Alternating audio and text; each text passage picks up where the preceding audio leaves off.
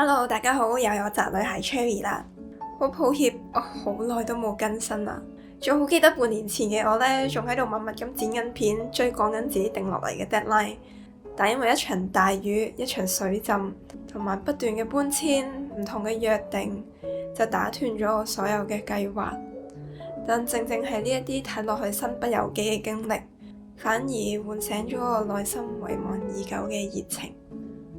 好多人問我仲係咪喺日本，其實我已經離開咗日本好耐，甚至乎已經來回咗好幾次日本啦，去咗好多唔同嘅地方，經歷咗好多唔同嘅事，中間有好多畫面，我甚至乎都再冇拍得落嚟啦。希望呢啲經歷之後都仲有機會可以慢慢同大家分享。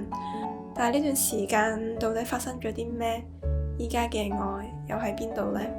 辭職嘅頭一年，我遠離咗群體，試圖咁樣專注喺自己嘅目標，但係生活好似都係停滯不前，生活嘅動力都越嚟越少。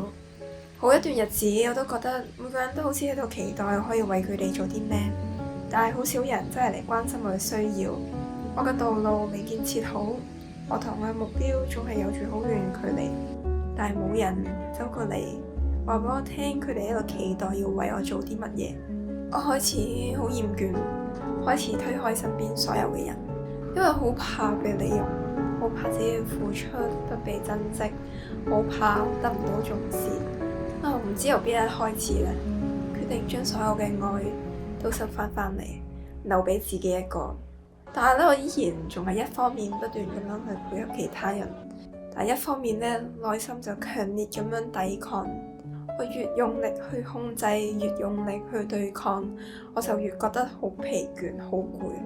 計劃咧，越係冇辦法去實現，所以我決定要出走去做啲改變。而呢段旅程咧，真係意外咁樣俾咗我回應。喺呢一趟旅程咧，我冇計劃太多嘢，個時間點覺得要去到邊就去邊，要做啲咩就去做咩。盡量提得起勁，將計劃入面嘅嘢做到執行起嚟，咁就係啦。只要唔好將自己嘅盤川用盡，咁就 OK。做唔到，我都冇對自己太多嘅責備，一切就順其自然。喺呢一趟旅程入面，喺日本遇上嘅每一個過客，喺鄉下同嗰度嘅小朋友嘅相處，喺清邁同旅居嘅朋友共度嘅一個月，呢啲經歷都好似話俾我聽一啲我遺忘咗好耐嘅嘢。喺度提醒呢一個困咗喺屋企足足1年嘅我啲乜嘢。半年前我喺清邁計劃要出片嘅日子，因為一場嚴重嘅水浸，住嘅地方斷水斷電，又要忙住咁樣去搬遷，片又出唔到，但我都冇太大嘅感覺。跟唔上計劃嘅事就由佢啦，所有嘢都變得冇乜大不了，反而同住一班人一齊經歷住呢啲嘢，我覺得都幾新鮮。我發現我呢段旅程最感動嘅唔係食咗啲咩好食嘅嘢，而同呢一啲旅伴一齊話要去揾美食嘅時候，同佢哋一齊傾偈講笑嘅時候。喺呢一趟旅程最期待嘅唔係去睇啲咩偉大嘅藝術品或者建築，而係聽日我又可以同大家一齊製造啲乜嘢嘅回憶。某一日咧，同一個朋友去咗日本陪佢去睇屋，嚟到呢一個山上面嘅小屋，我對佢特別有感覺。我呢個朋友咧，亦都將佢買咗落嚟。我後來咧更加再翻嚟呢一度住咗10日，為呢個地方添置家私家品。喺呢一度嘅安靜環境，朋友仲推薦咗我睇一本我都冇諗過要睇嘅書，叫做《神父實驗》。但冇諗過呢一本書嘅一啲畫面，重新喚起我最重視嘅價值。喺呢啲畫面入面，我見到去為其他人去做一啲嘢嘅美好。我去到呢個地方，感受住呢個寧靜，花咗好多時間去靜坐、閱讀、禱告。我好似聽到回應，我腦入面嘅一把聲令我覺得唔再係屬於我自己，而有從前仰賴嘅佢。正當我以為咧我唔需要其他人嘅時候，呢一趟旅程咧，偏偏一步步咁樣提醒咗我，原來人同人之間嘅真實連結，先係我一路去到揾嘅答案。原來係因為自己太在意，先會一路咁用力去推開。曾經都以為係人消耗咗我，但後來我先明白，原來我內心最大嘅內耗並唔係嚟自其他人。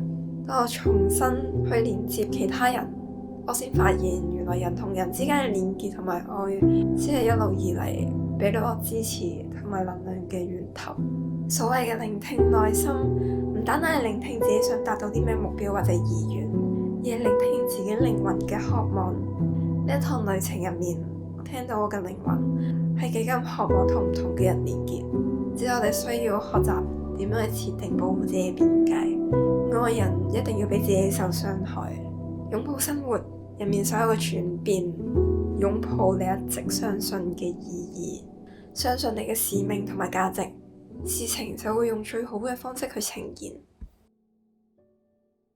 於是我提早咗返嚟香港，重新接觸人群，我冇再焦慮，亦都冇再孤立自己。返到香港嘅第一個月，我住咗喺朋友中環嘅一個屋企，喺蘇豪區圈，但我竟然冇對我造成啲咩困擾。我甚至乎夜晚瞓覺拎走我嘅眼罩同埋 AirPod， 我都瞓得好好。我落到街見到好多人，好多面孔，我好耐都冇試過內心咁雀躍。我冇再喺人群入面感覺到半點嘅焦慮。某一日我 share 咗 story， 我先更加發現原來我呢幾年將好多獨居同埋想獨居嘅年輕人都聚集咗喺呢一度。我嗰一日正面咁樣望住呢啲實實在在嘅個體，我希望佢哋唔好似從前嘅我將自己孤立咗起嚟。所以呢，集旅社就成立咗啦。我用咗1個星期 Instagram post story 去招募啲會員，已經收到超過300份嘅報名表格。我更加已經舉辦咗第一場嘅社群線下聚會，我亦都得到好多感恩嘅回應。呢一切都發生得好突然，亦都突然發現呢一啲嘢一路都好似等住我去實現，好耐唔耐。